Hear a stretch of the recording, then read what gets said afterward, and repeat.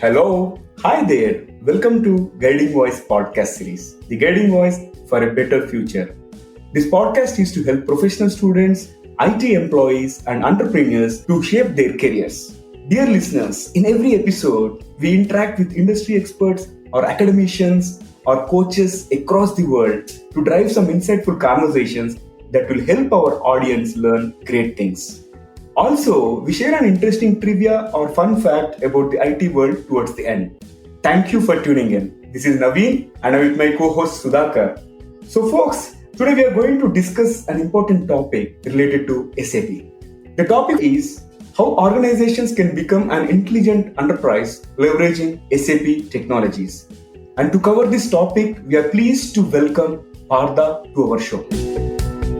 Parthasarathi Gopalakrishna heads the SAP competency for strategic industry verticals in North America for Tech Mahindra. He has over 20 years of SAP consulting experience and has been with Tech Mahindra for the last 3 years. He holds a master's degree in business administration from Virginia Commonwealth University and a bachelor's degree in mechanical engineering from College of Engineering Guindy, Anna University. Over the years, Partha has led various successful large SAP transformation programs at many Fortune 500 companies. Partha has been actively involved in developing ERP transformation roadmaps for various customers. Partha is a regular speaker in various SAP forums and often writes, posts, blogs on the SAP topic on his social media and on blogs. He strongly believes that teamwork, networking, and out-of-the-box thinking are key to any successful IT career. As of now, Partha lives in Richmond, Virginia with his wife and 2 kids. Partha, welcome to our show. Thank you, Naveen and Sudhakar, for having me here today. Very good morning, good afternoon, evening to wherever you are tuning in from today for this podcast. First of all, kudos to you guys for creating this Guiding Voice platform. I do strongly believe that knowledge is the real wealth, right? Especially in the IT industry. And you are making information available to everyone, who needs it through this platform. So it's a wonderful initiative and I'm glad to be part of it today here.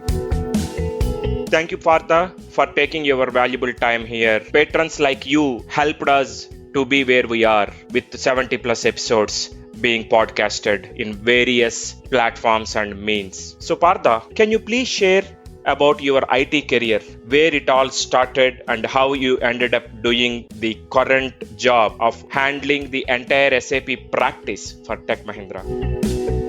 Sure. Thank you, Sudhakar. Yeah, wow. It feels like yesterday, but it was 97 when I started this whole journey. I was recruited by TCS as a part of their campus recruitment. And as you all know, 2000 was the year of Y2K. So everybody was worried about that and all multinationals, including TCS, was hiring from all the reputed universities in India. And they hired me from the College of Engineering Guindy in 97, right before I finished my final year in mechanical engineering there. And joined TCS in Mumbai.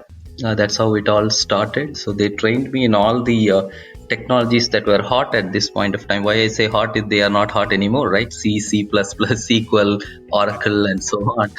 So they trained me in all those technologies and put me on some projects. But what happened is, which was interesting for a turning point in my career was, I was deputed to US to work on a GE program, which was Oracle ERP implementation. So that's where I was first exposed to the ERP concept. And though it was a technology work as a developer for me, I got to understand how a manufacturing company works, right? So that was very eye-opening for me at that point of time, at that young age. So when I came back to India around 2000, it was a decision-making time for me because the e-com boom had started. So you had the opportunity to move to either a e-com based, technology learning like .NET, Java or anything like that, right? To build e-com websites, or you could learn ERP, right? So because I was exposed to ERP at the GE World, I said, why don't I try the ERP world. And at that time, I didn't know it was so vast, right? So they had a few set of training sessions conducted by SAP India at that time. So I said, yeah, I'll take the developer training and I'll get started in this space. So this all started in the year 2000. I got certified in Vapor in 2000. Started working in SAP technologies for various companies. So as you would see with many SAP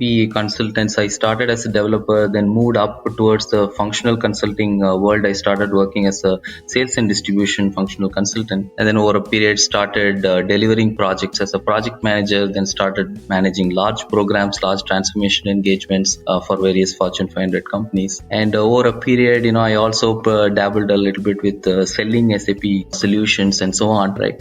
But today, that's how my career progressed over the years, and I got the opportunity to work in multiple parts of the world. I worked in Netherlands for about a couple of years. I worked in Australia for some time. I came here to US. It gave me exposure to different regions and how different industry verticals approach SAP. How do they implement SAP? And also over a period, the product stack has changed a lot. So got to learn about newer technologies. And right now, my role is that of a practice head, like you rightly said. So we'll talk more about the role in the subsequent parts. But right now, that's my role. I am building the SAP practice here in North America for Tech Mahindra OT.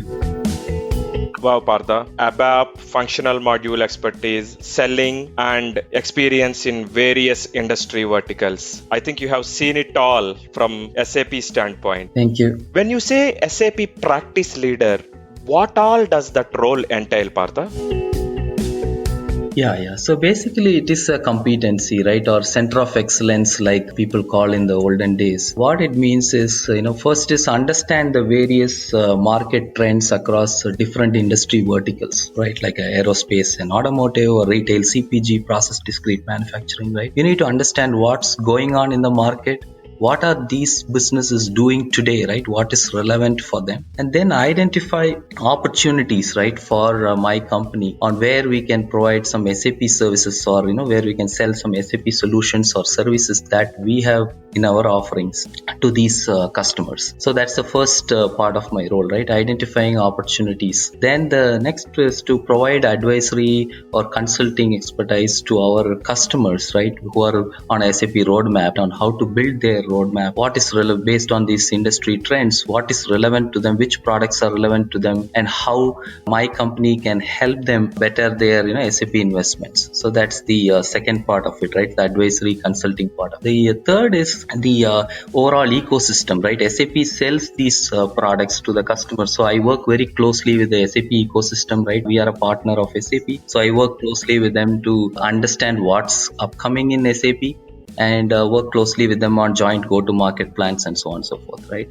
And then finally, my primary role is to support our sales team, right? So it's more like what we call here as a pre-sales role, right? So the sales team has the relationship with customers. They nurture that relationship. They bring me to the table with the customer, but they do not have the SAP knowledge. So I help them sell SAP solutions and services to our customers and prospects. So that's in a nutshell my role here with Tech. Role seems to be very critical and you have a lot of responsibility to manage. Now talk a little bit about the industry overall and the IT trends in general. So what would it look like in a post-COVID scenario? Yeah, this is what we call as unprecedented times, not just for the overall world. Of course, it is the same for the IT industry as well and different industries. So what I would say in a nutshell is that every industry has been impacted in a different way. Like, if you take the aviation industry, right, it's been completely impacted because people are not traveling anymore, right, as frequently as they would. There was an article a few weeks back, right, when the Christmas day, like it was almost half the number of travelers who crossed the security point compared to the previous year, right? So it's a very, very big impact for that industry. On the other end of the spectrum, if you take retail CPG industry, people are sitting at home and buying some stuff or other online all the time, right? So the demand has gone up for all essentials, but people are not going physically to the stores as frequently as they would in the past, but they are ordering online, so the demand has gone up for them. So like I said, the aviation industry, the revenues are going down. On the retail CPG side, revenues are good, but they have difficulty in fulfilling those orders, right? So they do not have a supply chain that's built for this huge demand that they didn't plan for. So like that, if you take industry by industry, the impact is different, but everybody has been overall impacted. So the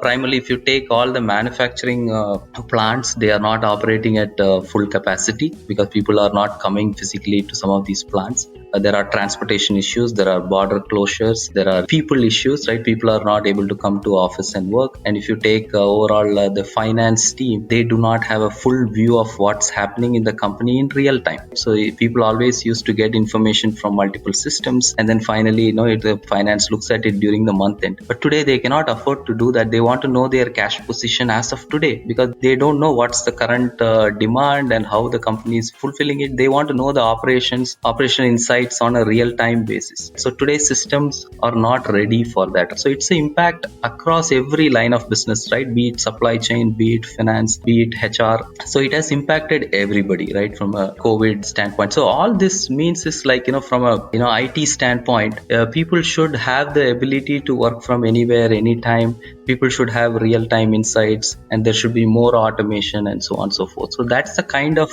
trends that we are seeing. Yeah, interesting, and at the same time very, very challenging. And tying these challenges with the SAP, like how do you think these trends are impacting the SAP market and the product portfolio in general? Yeah, absolutely.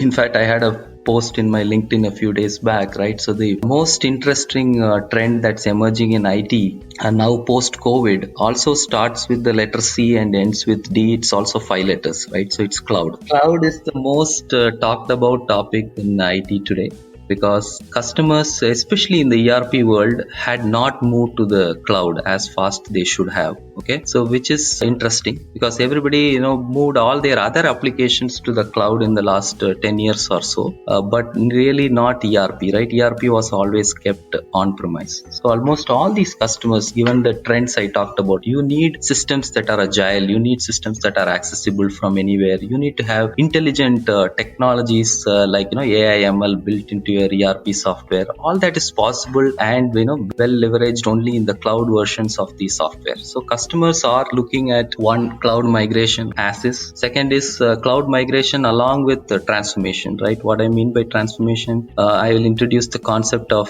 intelligent enterprise here, right? So customers, which is our topic today, so customers are moving towards an ERP that's more intelligent, right? When I say intelligent, it has AI ML capabilities built into it, it has automation capabilities built into it. So that's where customers are moving towards. So they are moving cloud plus transformation. So SAP has launched this new version called S/4HANA about 4-5 years back. It's very mature now. Customers are moving to the cloud versions of this product along with the surround applications. So that's big transformation programs they are undertaking. So right now we see a lot of customers doing assessments for these transformations, right? Especially in North America. And cloud is of course a very, very big part of it. The second area that's picking up a lot is around supply chain. Like I said, supply chain has been disrupted significantly as a part of this COVID. So there are products from SAP like SAP IBP, for example. It's the integrated business planning, as we call it, for demand planning, supply planning solutions. So customers are looking at these products because that provides simulation capabilities. For example, right, if my demand goes up suddenly, right, how will my supply chain react to it? It gives you simulations to that. People want to have these kind of capabilities in their ERP today. And then the final one, like I talked about, is finance, right? So finance is not having an integrated view of things. So people are building a lot of analytics capabilities in their landscape. They want to know in real time, what's happening in the entire operations, like be it any part of the business. The finance team wants to know how things are being done on a day-to-day basis. So these are the kind of trends, right? So cloud, the move towards intelligent enterprise, the supply chain and analytics. Wow. So with every challenge, there are more than enough opportunities that get opened up. They say when one door closes, more than one door opens up. Yeah. So my CEO says, famously that, don't waste an crisis. Don't ever waste a crisis, right? Like every crisis is an opportunity. Wow. That's how we see it. That's so profound. Partha, you introduced this term, intelligent enterprise. What exactly does it mean in layman terms? Very good question, actually. If you see ERPs, right, what do ERPs do? ERPs help run businesses, like large businesses, including my parent company, like Mahindra and Mahindra runs on SAP, right? So from taking orders to manufacturing to supply chain to procurement to HR, everything is run using this software. That's what ERP in simple term is all about, right? This combined with your CRM, spend management, your human capital management solutions makes it the entire suite. But this is what ERP companies do, and this is what those, how businesses benefit from ERP. But over a period of time, the world has changed. It's saying that is a very small term. Today, what do the millennials expect, right? So you want a Uber-like experience, right? What do you do in Uber when you call a cab? It gives you options that there are 5 drivers around you. They are so much distance away from you. It shows you in a map where they are exactly located.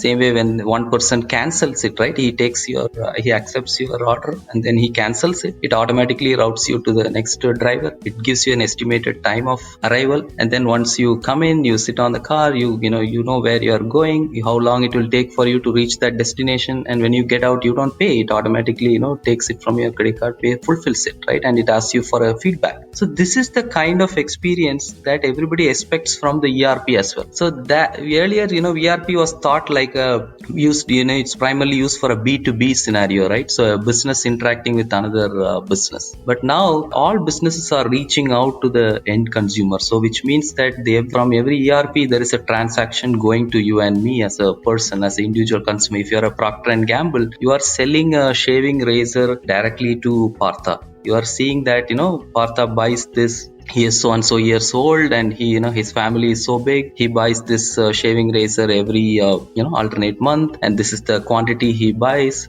and he buys through these channels. He orders online but picks in person, and so on and so forth, right? They are studying the human behavior, and they are building ERPs which can predict the future, right? So based on my buying patterns, based on who I am, it's able to predict, okay, this is what is he will be doing going forward. And same way, there is a lot of automation built in these systems. You don't need every person sitting next to the computer doing some repetitive tasks. It's all automated. Like I said, it has predictive capabilities. It provides real-time insights, like Uber example, right? It shows you exactly at this point, my product is like 1 mile away from my home. It's coming in next few minutes. Once it's dropped, like you see in Amazon, it shows a picture of that product being delivered in the doorstep. You want that kind of experience, and that's what companies are building. And this is what intelligent enterprise is all about, right? And of course, these systems should be accessible from anywhere, anytime, not just using a GUI, but also on your mobile devices and so on and so forth. So these are the kind of capabilities that are being built in the new ERPs. What do you? Yeah, well said. Someone was mentioning this to me. It's more like a coined a new term. Like, we are living in this surveillance economy. The same thing that you talked about.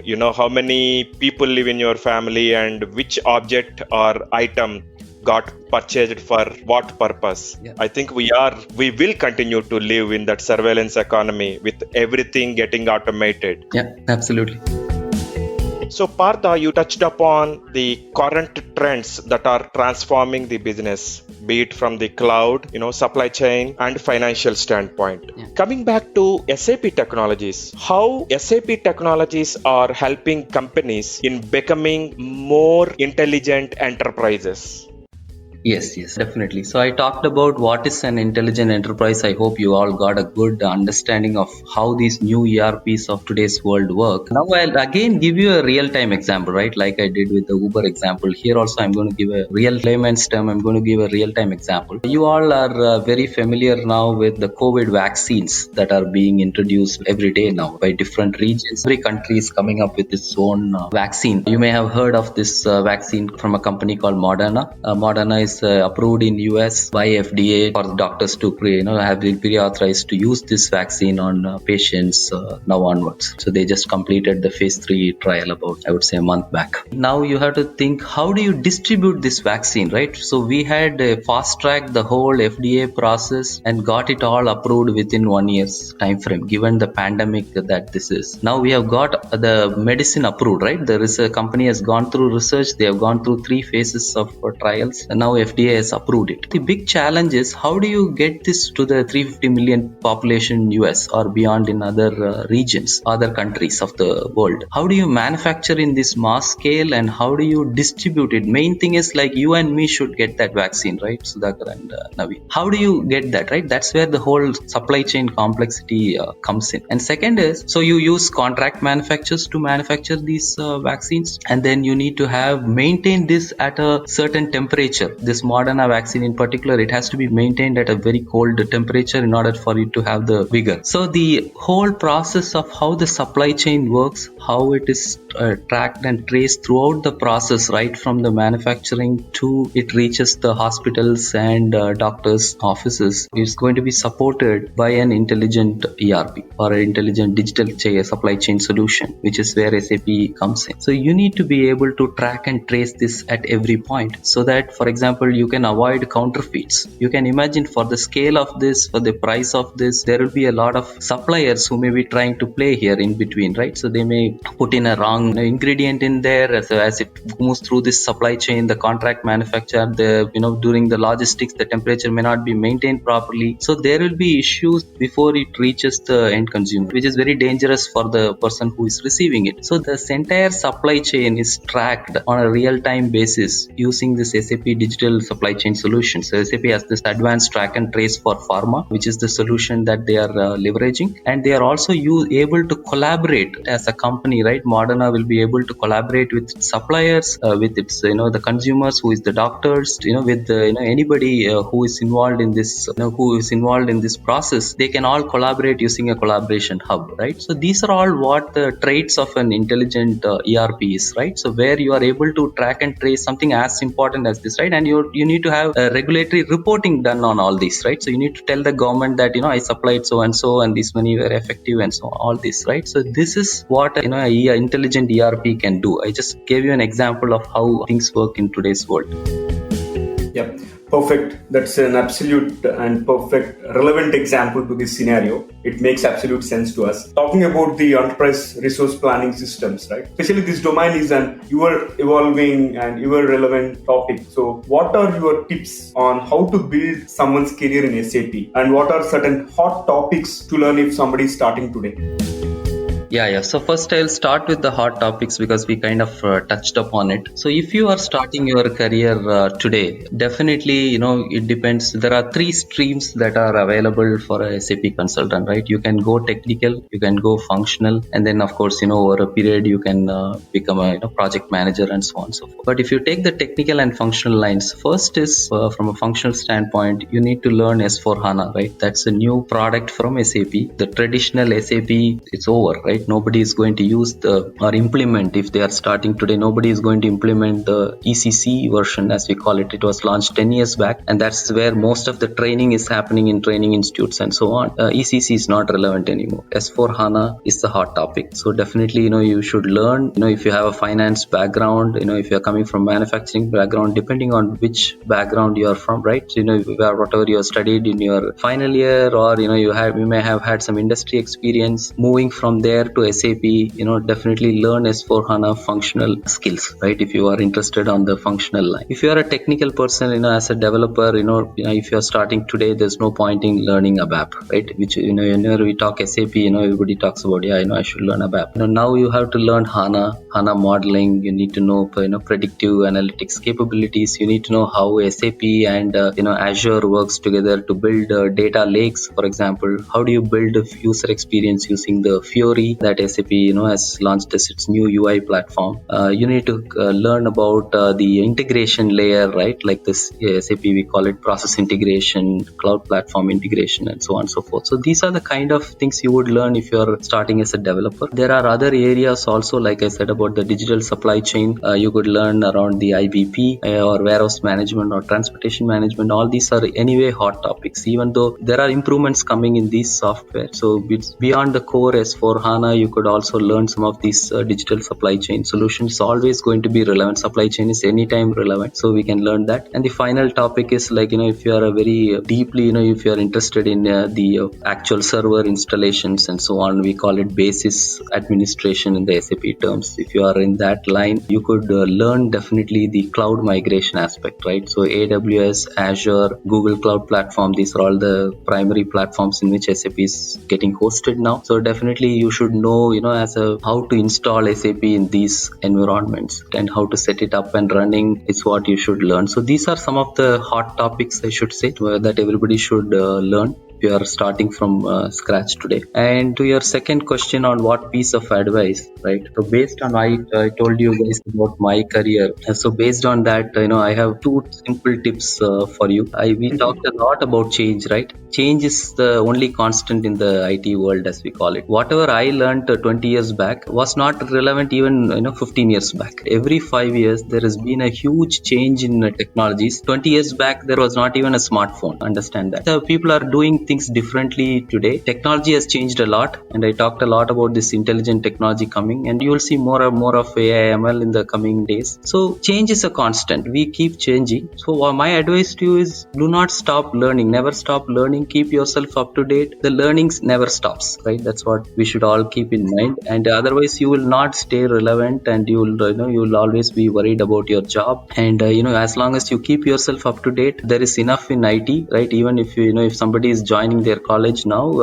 don't no worries at all. If you take computer science, it will never go away. Number one. Second is it is a knowledge industry. Okay, at the end of the day, IT is a knowledge industry. No one person will have all the knowledge. Okay, it is always a team sport in IT. It's like playing football, right? You need 11 players. You need those positions. Only if they all play in their positions effectively, you'll succeed as a team. So it is a team sport. The knowledge will be spread. It's not just the manager who knows everything. Every individual in the team is in fact, we are talking all about inversing the pyramid these days, right? It's not about one manager, two team leads, and then you have some team members under it, right? It's a flat organization nowadays. You need to work as a team, and my biggest advice will be is to listen more than speaking, right? Listen more than you speak. That's going to get you far in life, right? Because we always have this tendency in meetings and every place to express our thoughts. Yes, we should express our thoughts, but at the same time listen to others, right? Which we all don't do consciously. The more you listen, the more you learn. That's all from my side.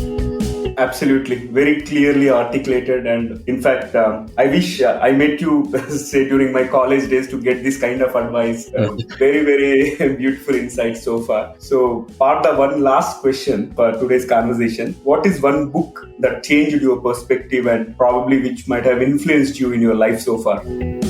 Yeah. No, I don't do a reading of a lot of books, I would say. I'm not a book person, so maybe you have to ask me a different question. I don't finish any book, to be honest. Let us talk about the person who influenced Partha.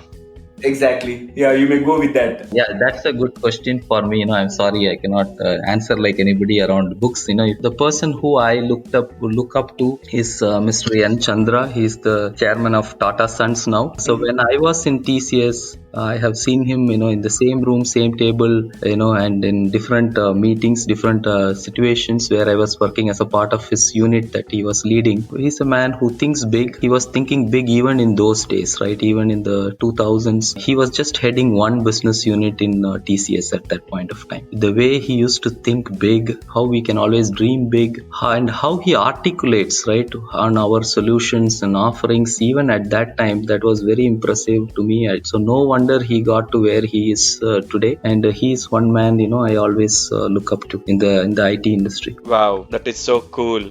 Sharing the table, sharing the room with Chandra, the current chairman of Tata Group, not necessarily only for TCS. Amazing, Partha. I envy you that you got the opportunity to spend more time with him. That's amazing.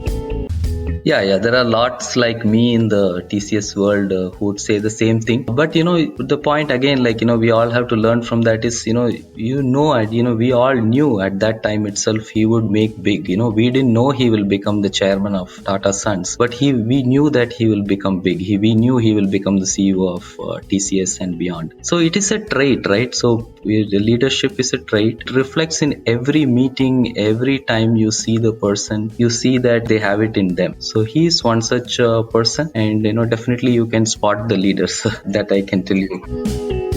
Partha, thank you so much for joining us today. It is very informative and learning experience to talk about organizations becoming intelligent enterprises, leveraging SAP technologies and understanding overall technology trends. Sure. Thank you so much, Naveen and Sudhakar. It's my pleasure today. And like I said, again, I really commend you guys for starting this platform. It's, definitely, even if it helped one person today to understand about the ERP world, I would be more than happy. So very, very glad to be a part of this session today. Thank you. Completely concur with you, Partha. Like even our motto is the same thing. As long as we are able to influence as few as many, that's where we will be very happy for the kind of efforts that are being put by us and our speakers. Thank you again for joining us. Thank you. Dear listeners, to know more about our speaker and the content, refer to the show notes and visit or follow us on social media. We are available on LinkedIn, Facebook, Insta, Twitter, Pinterest, and also on YouTube. Just search for The Guiding Voice and then follow, like, subscribe to us, and also please share within your network. In addition, please feel free to email us at The Guiding Voice for You, that is THEGUIDINGVOICE 4 as a digit, U as a letter at gmail.com, or WhatsApp us on India number 9494587187. Again, it is India number 9494587187, and we will be happy to collaborate with you. So Sudhakar, I think we should also talk about the exciting opportunity of featuring our audience on this show. Sure, Naveen. So guys, of late, we have been receiving a lot of career guidance related questions from our regular listeners through YouTube, LinkedIn comments, WhatsApp, and email, and we are responding to them on one-on-one basis. Now, we are pleased to open this up, a new mode of interacting with you all while providing a chance to broadcast yourself. If you have any questions related to education, career guidance, or any specific IT function, just send your voice message through speakpipe.com/theguidingvoice. We will play your question in your own voice along with the answer, either from us or from our expert panel in our future episodes. Hope you will utilize this wonderful opportunity. Alright, so it brings us to the trivia segment of today's episode. And today's trivia is about Google, the most famous search engine in the world. And did you know that the name Google was created unintentionally? It was a spelling mistake by original founders who were initially aiming for Google, but the spelling was different. It is also pronounced as Google, but the spelling is Googol. And guys, do you know how many zeros are there in a Google? Probably you are guessing now, but let me reveal it. A Google is the large number. It's like 10 power 100. So in a decimal notation, it is written as the digit 1 followed by 100 zeros. Interesting, isn't it? Thank you for listening. There is more in store, folks. Stay tuned. Have a wonderful time. Take care. Be safe. Until next time. Bye-bye. So we are signing off for today.